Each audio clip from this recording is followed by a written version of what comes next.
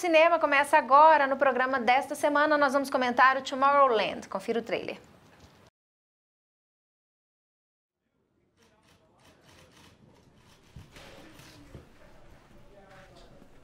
Newton?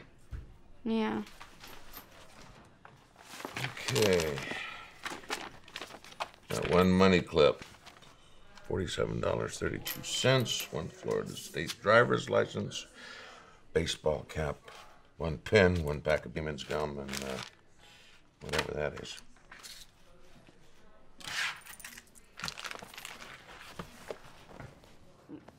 That's not mine. What's not yours? The pen. I've never...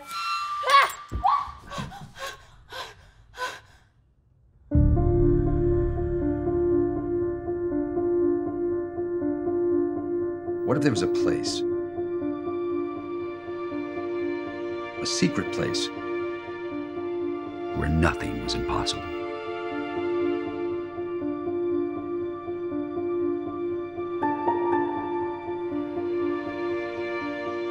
No way. A miraculous place where you could actually change the world.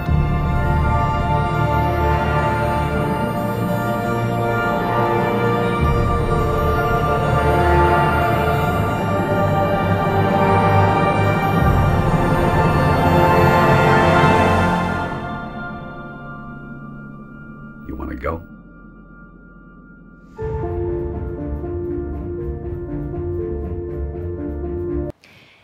Este filme deixou um pouco de dúvida no telespectador se era um filme para adulto ou para criança. Eu acho que isso dividiu o público e o público acabou não comparecendo. Mas, né, Luiz, o filme até que dá uma discussão, né? Vamos falar um pouquinho. Qual que é a história de Tomorrowland? Onde é e o que é Tomorrowland? Mas eu acho que é um filme que a gente pode extrair alguma coisa legal, alguma reflexão interessante dele. E, assim, um filme que começa muito com aquele formato para criança, tem umas coisas assim, até meio chavões, assim, meio cansativos, mas tem muita tecnologia, as imagens são muito bonitas, né? Um filme caríssimo, com tanta tecnologia, mas que traz uma ideia que a gente pode até extrair dele alguma coisa de crítica às soluções meramente tecnológicas, né? Então, eu acho que uma primeira coisa que chama a atenção no filme é que foi feita uma pesquisa há alguns anos nos Estados Unidos entre jovens norte-americanos que pediam para eles se manifestarem sobre como que eles enxergavam o futuro, ou seja, como que seriam os Estados Unidos da América daí a 200 anos, daí a 300 anos. E, surpreendentemente, a esmagadora maioria das crianças e adolescentes, né, imaginaram os Estados Unidos com o mesmo sistema econômico, político, social, só que com muito mais tecnologia. Carros que voavam, viagens interestelares, etc. E eu acho que o filme fala um pouco disso. Mostra um mundo em crise, então acho que é um tema recorrente que a gente tem visto, né, por esses filmes contemporâneos, porque efetivamente a gente vive um mundo em crise radical, né, crescendo a desigualdade, crescendo a violência, a intolerância, então o filme mostra isso, e mostra qual que seria o futuro, um futuro então, onde teria, de repente, um jovem, né, uma criança, né, que viaja no tempo, vai para o futuro e vê, olha, no futuro é tudo lindo, carros voando, muita tecnologia e etc. Então parece, olha, tudo foi solucionado com tecnologia. Só que não, né? Só que não foi bem assim, porque ele vai ver que esse mundo com muita tecnologia também vai padecer, também vai entrar em crise radical e também vai falhar. E aí é que entra talvez uma mensagem de reflexão sobre a criatividade, sobre a imaginação, né, sobre a coragem de fazer diferente. Eu acho que aí é alguma coisa que perpassa pelo filme e é uma mensagem, uma ideia, uma reflexão que a gente pode tirar no final. O filme tenta jogar com uma ideia que tem sido recorrente no cinema, que é a ideia do tempo, né? De uma sincronicidade entre tempos diferentes, ou talvez a gente possa falar de universos paralelos, né? Em que essa moça, ela, por meio de um botão, ela acessa um outro tempo, né? E vai jogando ali entre o presente e esse outro tempo. Essa imagem, olha lá. Exatamente. Né? É uma imagem bem interessante e recorrente no filme, onde ela vai transitando como se fosse uma espécie de portal, em que ela transita entre diferentes tempos.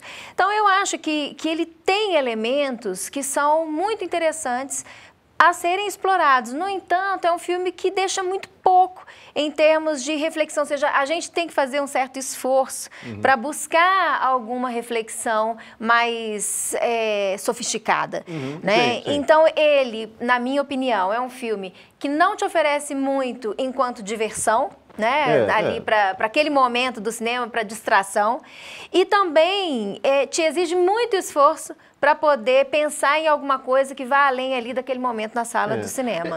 Até pensei uma coisa aqui, esse filme abusa da tecnologia, né, de efeitos especiais, são muito, muito bem feitos. E, ao mesmo tempo, critica esse mundo, essa solução tecnológica, né, que a gente pode levar a refletir nos mais variados campos. Por exemplo, uma discussão no direito ambiental, né, que alguns acreditam que é necessário reconstruir, né, esse modelo econômico de sociedade de alto consumo, mas algumas pessoas, e principalmente nos Estados Unidos, há uma séria aposta de que a tecnologia vai resolver os problemas ambientais e que a gente vai poder continuar com essa sociedade de ultraconsumo. Essa aposta na tecnologia, né, ela está presente no filme como crítica. Mas, ao mesmo tempo, o filme abusa da tecnologia. E uma coisa que eu tenho reparado muito no cinema contemporâneo, nesse mais comercial, né? Outro dia nós vimos um filme italiano. Nós não vimos, né? Nós não conseguimos chegar até o final. Que é uma coisa rara para mim. Eu mesmo filmes que eu não gosto, eu tento chegar até o final. Nós não conseguimos chegar. Porque o que acontece? É um filme tecnicamente bem feito, mas é aquele filme que você percebe claramente, como muitas comédias românticas e muitos outros filmes, que ele é um filme feito de acordo com o manual. Então foi aquele aluno que pode ter tirado o primeiro lugar na faculdade de cinema, né? Então ele aplica todos os recursos técnicos do cinema, utiliza muito bem, só que falta alma, falta criatividade para obra de arte. Ainda mais quando você pega, por exemplo, um cinema italiano com Fellini, com tantos caras, Antonioni, Michelangelo Antonioni, com tantos caras brilhantes, geniais, e que faziam filmes sem o manual. Mas a gente tem cada vez, e principalmente no cinema norte-americano, são filmes de manual técnico, né? Então o cara é capaz de reproduzir tecnicamente impecável, mas o conteúdo, a alma, né? Aquela coisa mais, aquela genialidade está faltando, né? Talvez, ou está assim, escondido em algum lugar aí, não sei. O que tem de uma mensagem mais positiva nesse filme é que o que sobra dessa tentativa, desse Tomorrowland, são aquelas pequenas subversões, aqueles que não se adaptam, aqueles que não seguem o que se espera de uma sociedade ultra desenvolvida, né? Mas isso aparece de forma tão sutil que ele se torna pequeno diante desse espetáculo visual que deixa essa sensação de que ele nem diverte bastante, nem é suficientemente contundente para a gente levar esse tipo de mensagem. Né? E é isso que é interessante. Você vê muitas vezes filmes que a gente tem visto excelentes, com orçamento que pode ser de 5% do orçamento desse filme, né? Ou até menos, mas de um brilhantismo, levando com respeito à técnica também, é bem feito, é um cinema bem feito tecnicamente, mas com conteúdo, com ideia, com espírito, né, com alma. Isso acontece, embora esteja assim meio e eu acho que a forma que a gente assim, tem de medir a qualidade do filme é a capacidade que a gente tem de permanecer pensando nele mesmo quando a gente sai do cinema, né?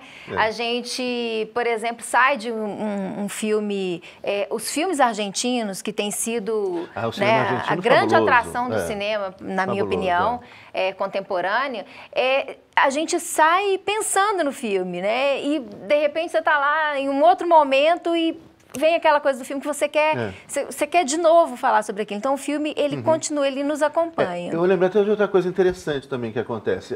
Por exemplo, na França, há algum tempo atrás, era obrigatório ter um certo número de filmes franceses. E aí, mas o que começou a acontecer? Os filmes franceses começaram a ser feitos dentro do padrão norte-americano. Então, seguindo o manual do cinema hollywoodiano. Então, de repente, você passa a ter um policial francês, que há 20 anos atrás podia ser a linguagem francesa, uma linguagem sofisticada, uma linguagem psicanalítica, um filme envolvente. De repente, passou a ser feito segundo o manual do cinema pop norte-americano. E aí fica aquela coisa, bom, o que adianta? É produzido na França, com ator francês falando francês, mas o filme é americano.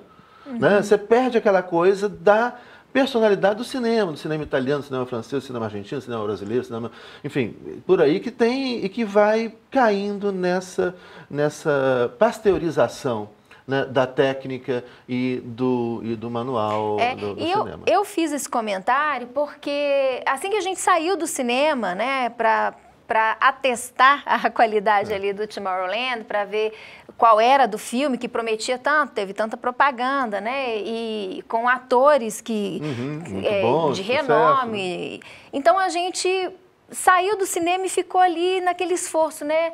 Mas vamos ver qual que é a do filme, qual é, e a gente tentou discutir sobre ele. Passou um tempo, eu já... Desapareceu. Desapareceu, assim, o filme desaparece da gente, né?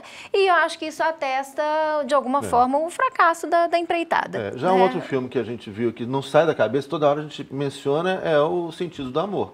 Os Sentidos do Amor, esse aí é um filme Relatos que tá Selvagens, presente, Relatos Selvagens, né? São Adeus filmes, Lenin, Adeus né? Lenin. Tantos filmes fabulosos. Não, e né? outros filmes que tem uma produção muito mais simples, não tem nenhum impacto Efeito comercial, especial, né? Como a gente assistiu recentemente Tomboy, que é um filme que fala sobre violência de gênero. Esse nós vamos comentar. Né? Um Esse filme aí é curto, fabuloso. inclusive, um filme de 1h30. 1h20. 1h20, então, mas que tem ali um impacto sobre a gente que é inegável, fabuloso. né? Então, olha, Tomorrowland, na verdade, não é uma grande obra de arte, na nossa opinião, né? E eu acho que isso também fica confirmado aí pelo fracasso de bilheteria do filme. Mas é um espetáculo visual. Então, pelo menos isso, um espetáculo de tecnologia. Né? Tá. O Zé Luiz é sempre o otimista do programa. Então, a gente fica aqui com o Tomorrowland. Na próxima semana, a gente vai trazer um filme para recomendar para você. Continue com a programação da TV Comunitária e até a próxima semana.